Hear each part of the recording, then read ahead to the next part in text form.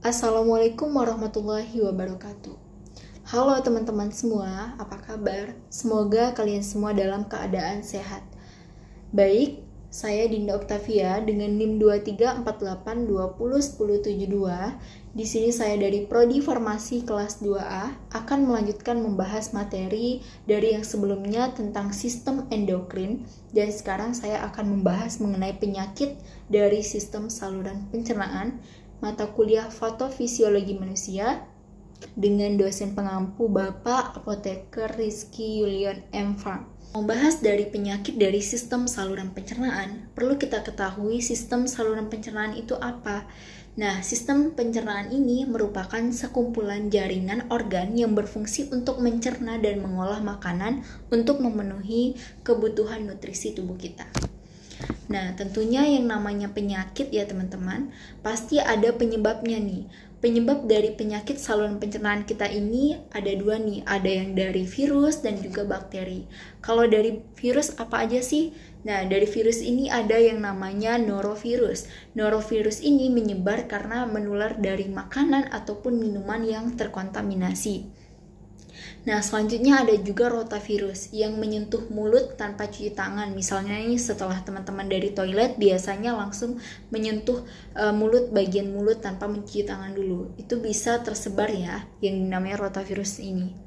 Yang ketiga ada yang namanya sitomegalovirus yang menyebar melalui kontak dengan cairan tubuh si penderita. Nah, kemudian kita akan membahas penyebab dari bakteri. Bakteri ini ada bakteri Helicobacter, E. coli, dan juga Salmonella.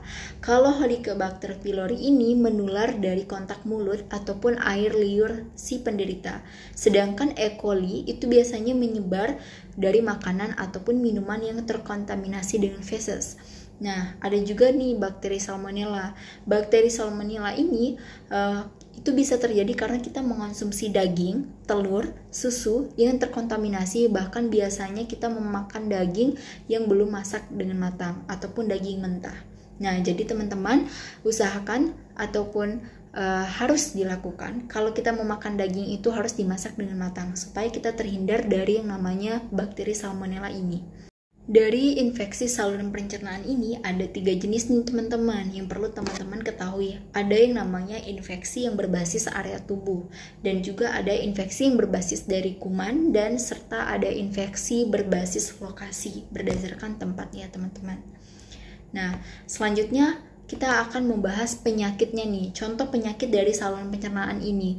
Saya di sini hanya akan membahas 2 jenis ataupun 2 macam penyakit, yaitu yang pertama ada diare, di mana diare ini adalah penyakit tinja ataupun feses yang berubah menjadi lembek atau cair yang biasanya terjadi paling sedikit 3 kali dalam 24 jam. Gejala yang biasa terjadi kalau kita mengalami diare ya, itu adalah buang air besar yang secara terus-menerus disertai dengan rasa mulas yang berkepanjangan, dehidrasi, mual, bahkan juga muntah.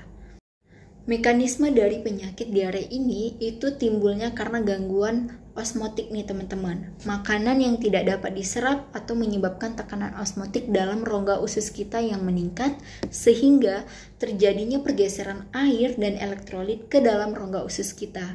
Isi rongga usus ini yang berlebihan memunculkan penyakit diare ini. Kemudian saya akan membahas sedikit mengenai mekanisme dari obat anti diare. Ini penting menurut saya karena bisa menjadi dedikasi untuk teman-teman semua.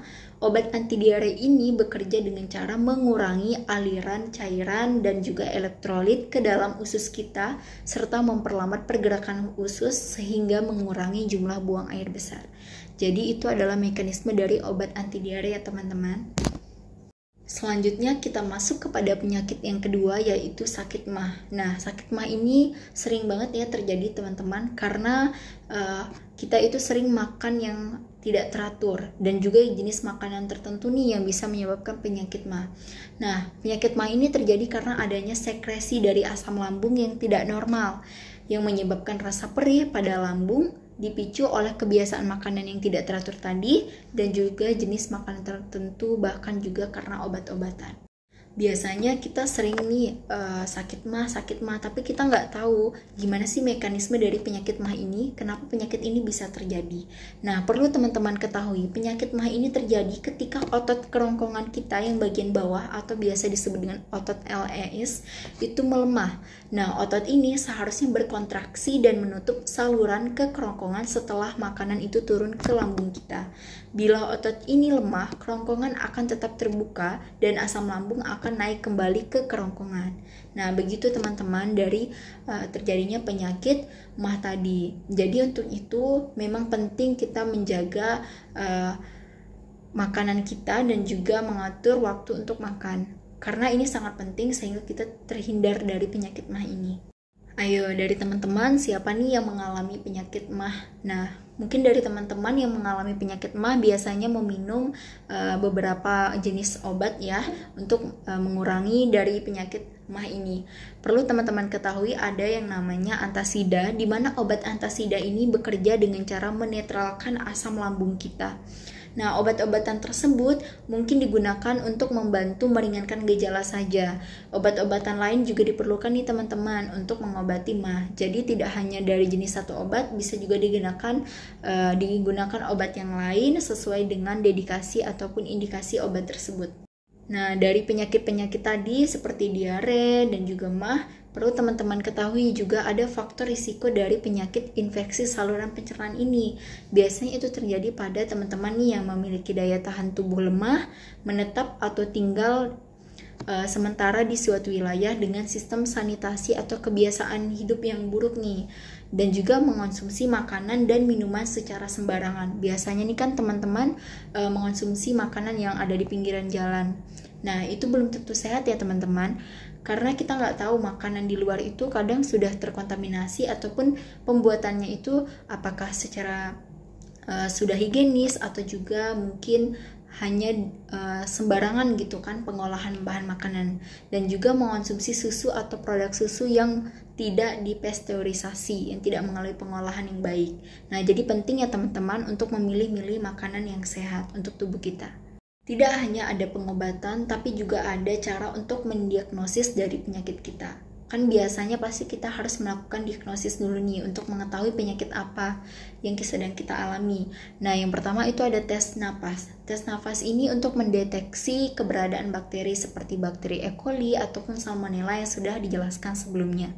Dan juga ada tes pencitraan seperti CT scan yang dapat memberikan banyak informasi kondisi dari organ tubuh kita dalam gambar. Dan juga ada nih teman-teman namanya tes molekuler, di mana tes ini untuk mencari jejak organisme yang dapat memberikan hasil dengan cepat. Dan yang selanjutnya ada juga sampel tinja untuk mencari infeksi bakteri ataupun parasit yang ada pada dalam tubuh kita. Gimana sih cara mencegah dari penyakit saluran pencernaan ini supaya kita terhindar dari penyakit itu? Kita harus menjaga permukaan rumah kita tetap bersih, mencuci tangan dengan baik sebelum ataupun setelah beraktivitas, menggunakan pembersih beralkohol, semisalnya kalau sabun ataupun air lagi tidak ada ya teman-teman, bisa kita gunakan alkohol. Dan selalu cuci buah dan sayuran mentah yang akan kita masak atau yang akan kita konsumsi, dan juga pastikan semua daging yang kita masak itu matang sempurna, karena jika masakan tadi tidak matang akan memunculkan bakteri seperti bakteri Salmonella tadi yang dapat memicu penyakit pada sistem saluran pencernaan kita. Jadi mulai sekarang kita harus selalu mencuci tangan, membersihkan makanan seperti buah ataupun sayuran yang akan kita makan, lalu juga memilih makanan yang sehat serta mengatur pola makan ataupun waktu makan dengan baik supaya kita terhindar dari penyakit-penyakit tadi. Nah, sekian yang dapat saya sampaikan, semoga dapat bermanfaat. Saya akhiri dengan wassalamualaikum warahmatullahi wabarakatuh.